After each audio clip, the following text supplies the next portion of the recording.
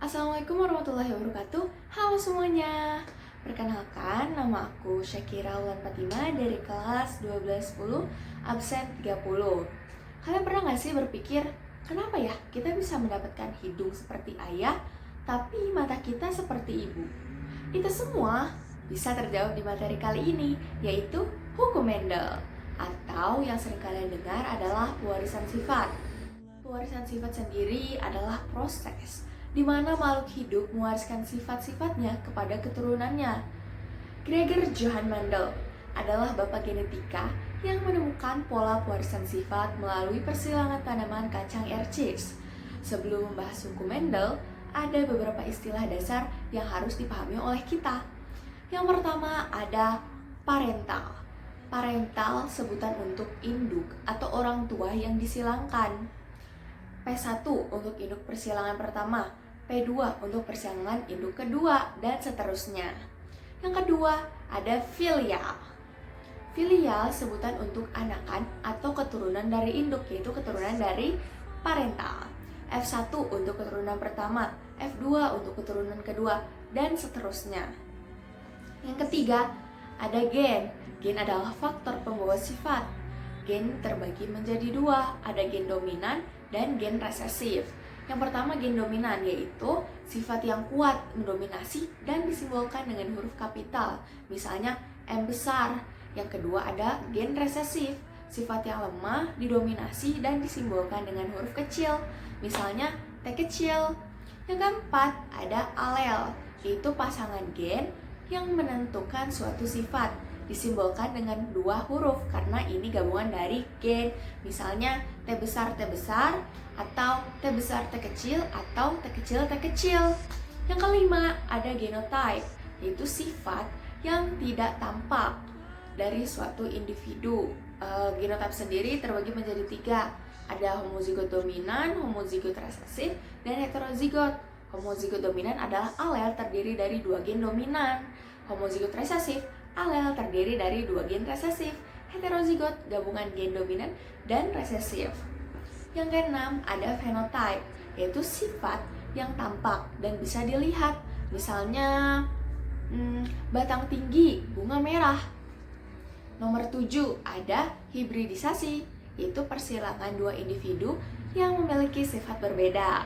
Nah, ini sendiri terbagi menjadi dua, ada monohibrid dan dihibrid. Monohibrid adalah persilangan yang melibatkan satu sifat berbeda. Dihibrid adalah persilangan yang melibatkan dua sifat berbeda. Sekarang hukum Mendel yang pertama berbunyi, pada pembentukan gamet, pasangan-pasangan gen sealel akan saling berpisah atau bersegresi secara bebas. Artinya, setiap pasangan gen yang berbeda akan dipisahkan secara acak ke dalam gamet-gamet yang berbeda. Hukum Mendel ini ada dua jenis, yaitu monohibrid dominan penuh. Keturunan F1-nya memiliki sifat yang sama dengan salah satu induk atau sifat dominan. Yang kedua ada monohibrid intermediate, yaitu sifat dominan tidak muncul secara penuh, menghasilkan sifat gabungan pada F1 atau keturunannya. Selanjutnya kita akan membahas beberapa soal mengenai hukum Mendel yang pertama. Yang pertama ada monohibrid dominan penuh. Pada tanaman semangka berbiji banyak disimbolkan dengan B besar, bersifat dominan penuh disilangkan dengan semangka berbiji sedikit, disimbolkan dengan B kecil. Tentukan rasio genotip dan fenotip keturunan pertama. Nah, keturunan pertama berarti F1. F1-nya itu berapa rasio genotip dan fenotipnya? Di sini kita punya parentalnya berbiji banyak dan berbiji sedikit. Dengan disilangkan dengan berbiji sedikit, maka ini akan menghasilkan F1-nya B besar B kecil. Kenapa bisa begitu? Ini kita bikin tabel.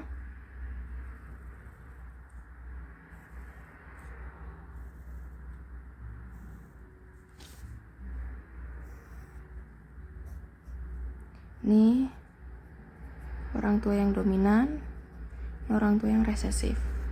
Ini dengan ini jadi ini dengan ini dengan ini dengan ini. Nah, maka hasilnya ini 100% B besar B kecil. Maka rasio genotipnya sama dengan 100% B besar B kecil. Lalu fenotipnya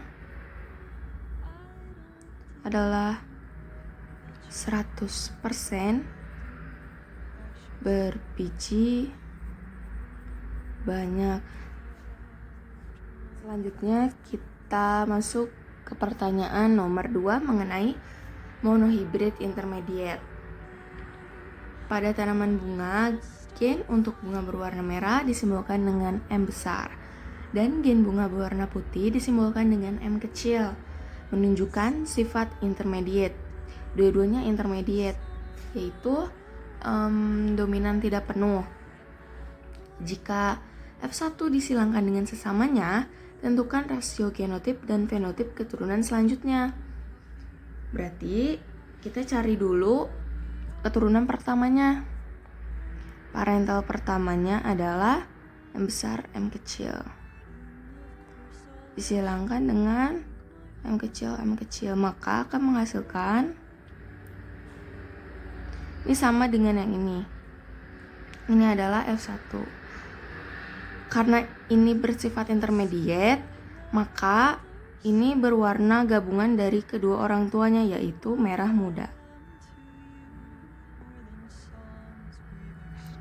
Kalau ini bersifat dominan penuh, maka ini akan berwarna merah. Tapi karena ini bersifat intermediate, dia menjadi gabungan dari dua orang tuanya. Karena sama-sama dominan tidak penuh. Selanjutnya kita silangkan F1 dengan F1. Berarti parental keduanya adalah M besar M kecil disilangkan dengan M besar M kecil. Di sini kita bisa membuat tabel